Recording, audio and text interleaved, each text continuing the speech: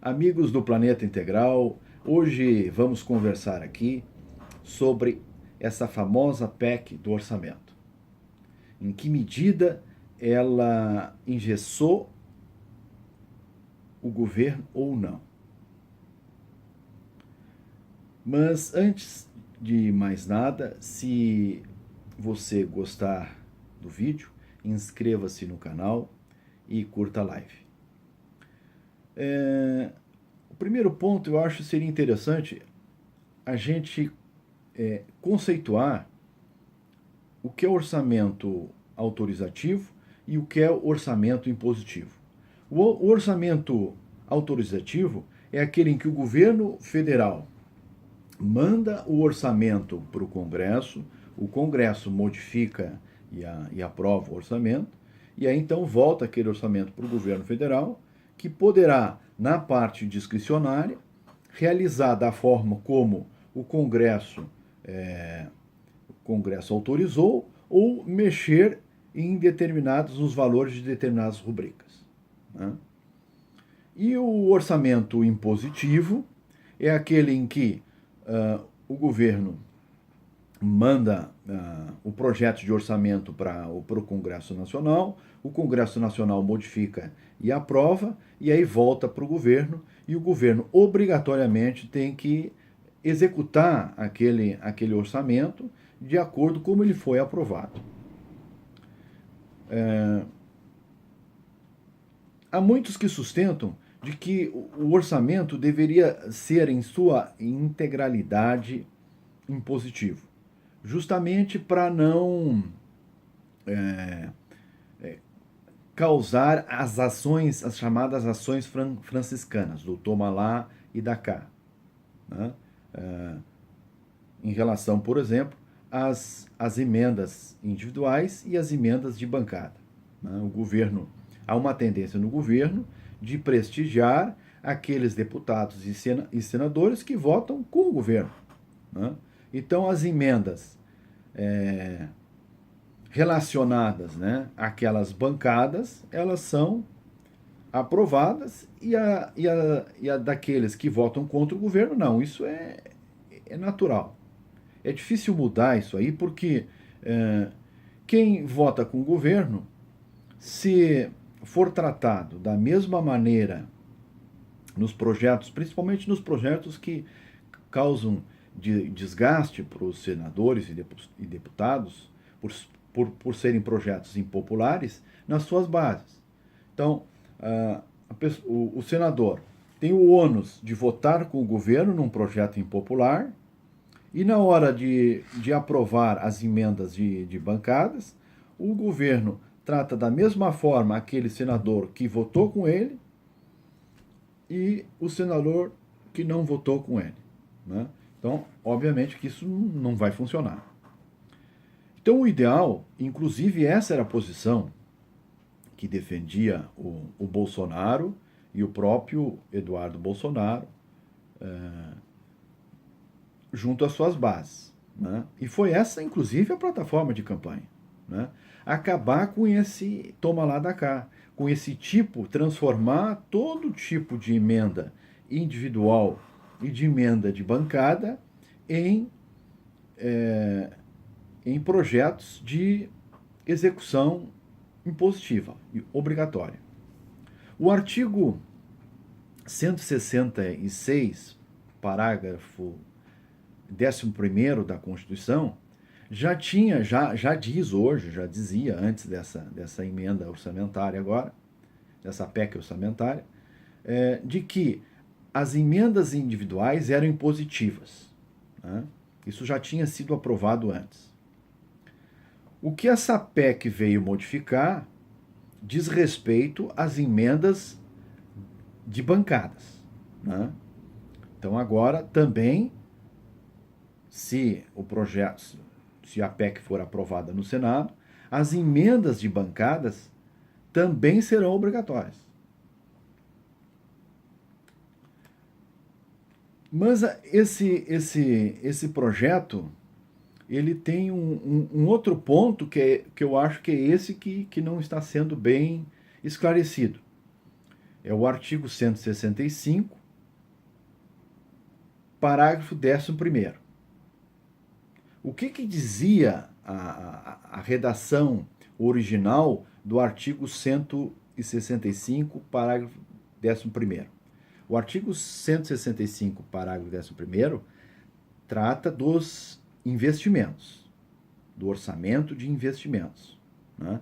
Enquanto o 166, parágrafo 11º, e o que foi aprovado agora, parágrafo 11º-A, né, trata o primeiro de emendas individuais e o segundo, o 11º-A, de emendas de bancadas, que ambas se tornaram obrigatórias, o artigo 165, parágrafo 11º, trata da questão dos investimentos, dos demais investimentos, né? A redação anterior, ela dizia o seguinte, vê bem: considera-se obrigatória, ressalvado impedimento técnico ou limitação fiscal, a execução de programações que integrem políticas públicas e metas prioritárias, observado o Plano Plurianual, o PPA, e a Lei de Diretrizes Orçamentárias, a LDO.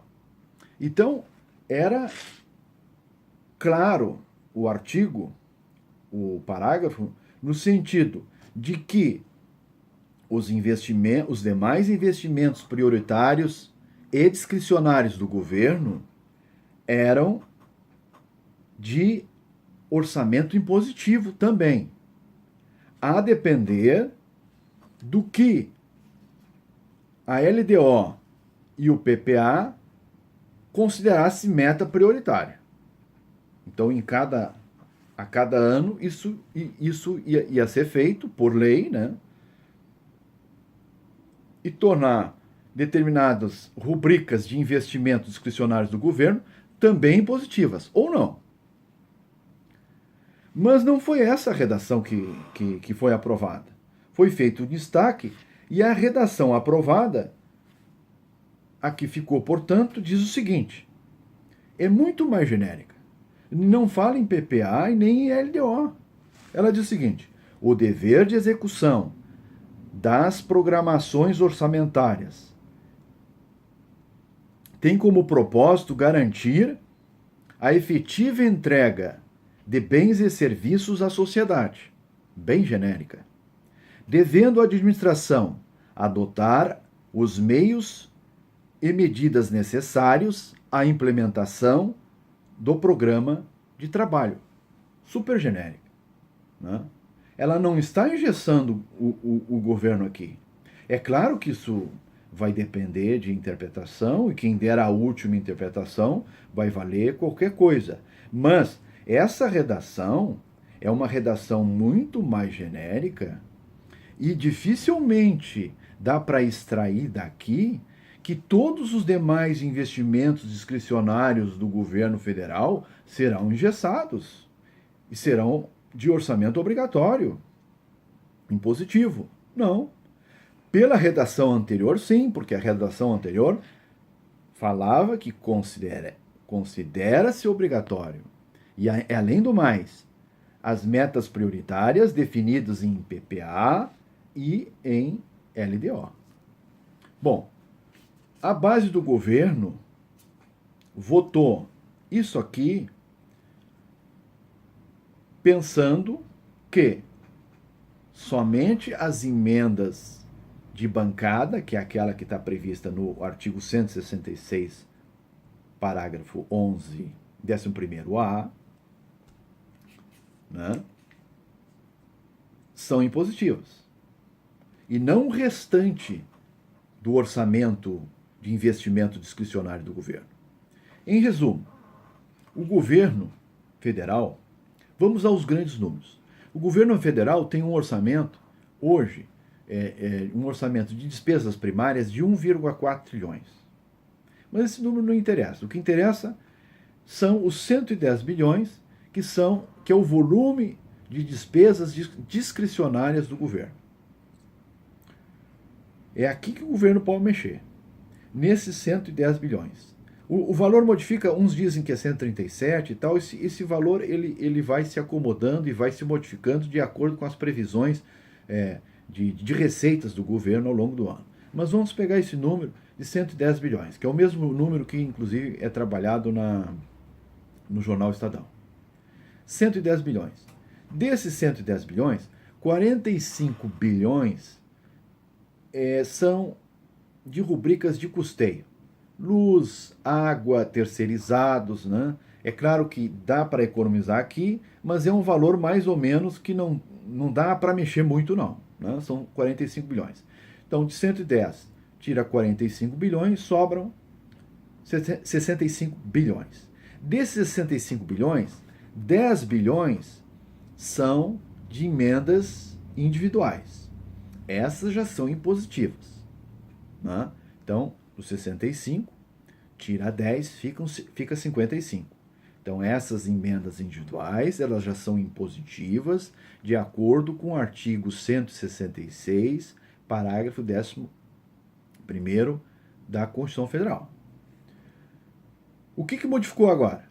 É que nós temos mais 8 milhões de emendas de bancadas, que também, se for aprovado no Senado, se a PEC for aprovada no Senado, também vai ser impositivo. Então, tira desses 55 bilhões, tira 8 milhões, ficam 47 bilhões.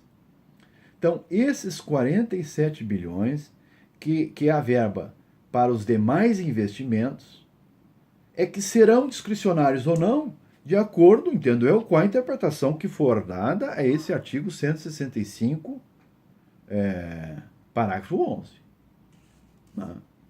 Eu acho que nesse artigo 165 não há margem para se entender de que há um engessamento aqui, né? É um artigo genérico, né? Aliás, foi exatamente essa a interpretação que foi dada pelo partido da base do governo. Enfim, a mudança foi para melhor, né? Bem na direção de toda a campanha do presidente Jair Bolsonaro. Foi assim que foi orientada a votação da bancada, foi assim que a bancada votou, e eu acho que isso faz parte da nova forma de governar. Ou seja, isso impede que o governo faça esse toma lá da cá em cima de emendas individuais, o que já não era mais possível, né? E agora também não vai ser mais possível em cima de emendas de bancadas. E um outro ponto, para terminar, isso não tem nada a ver com desvinculação, né, de receitas, né? Quer dizer, a desvinculação de receitas diz respeito aos valores mínimos a serem aplicados com educação, com saúde, né? Não tem nada a ver com orçamento impositivo, né? O que o Paulo Guedes é contrário é essa excessiva vinculação de receitas a determinados programas, e não a questão do orçamento impositivo. A questão do orçamento impositivo é saudável, porque aquilo que for aprovado no Congresso Nacional tem que ser executado pelo governo. O governo não tem que ter discricionariedade para aprovar ou não emendas individuais, emendas de bancada, porque isso é que cria essa relação franciscana, né, e deletéria entre o governo e os deputados e senadores. Por hoje era isso. Muito obrigado, amigo internauta. Se você gostou do vídeo, curta a live.